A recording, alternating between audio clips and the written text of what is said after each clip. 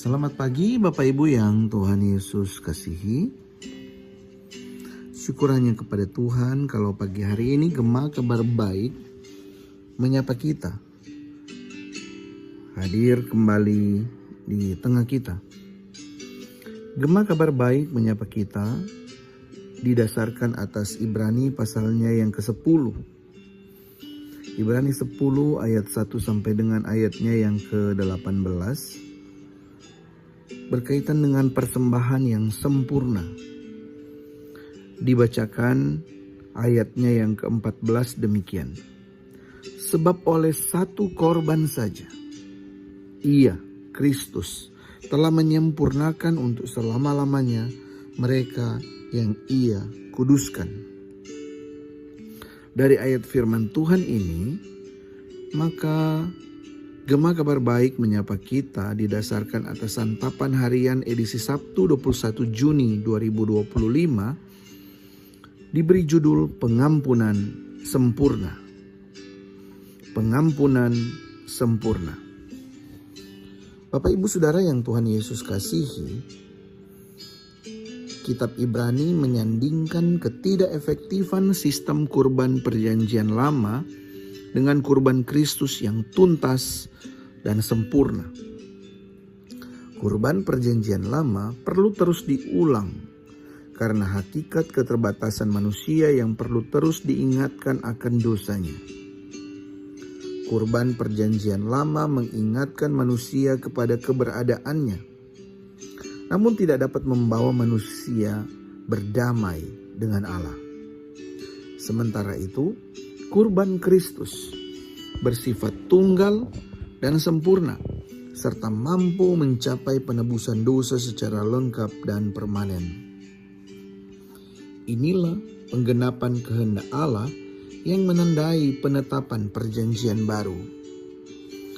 Melalui Tuhan Yesus Kristus, Allah memberikan transformasi internal dan pengampunan sempurna.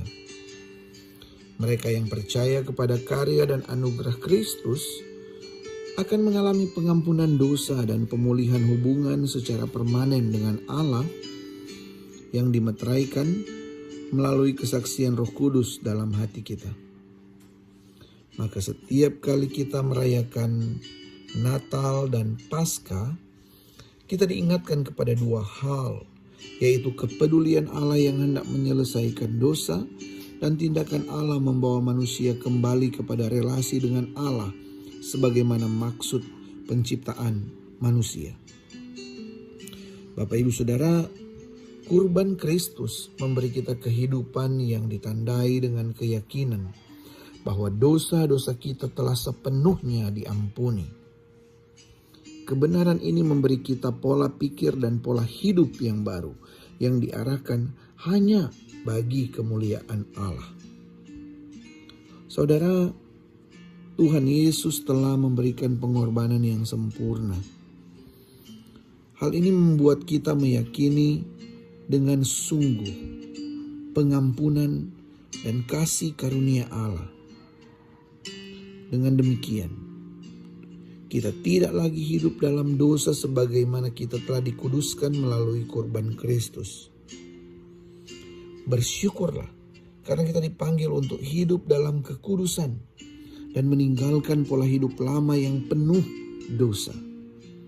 Kristus sudah menggenapi kehendak Allah, meniadakan kurban-kurban yang tidak berdaya guna dan memberi orang percaya jaminan hubungan baru dan kekal dengan Allah yang mengasihi kita. Pertanyaannya bagi kita, adakah kita sungguh-sungguh mengasihi Allah? Mari kita berdoa. Pagi hari ini kami kembali merefleksikan diri kami. Sungguhkah kami mengasihi Engkau ya Tuhan? Kami sungguh bersyukur bahwa pengampunan yang Engkau sediakan di dalam Kristus Yesus Tuhan kami tunggal, satu-satunya dan sempurna. Dan kami bersyukur Kristus Yesus menjadi jalan pendamaian.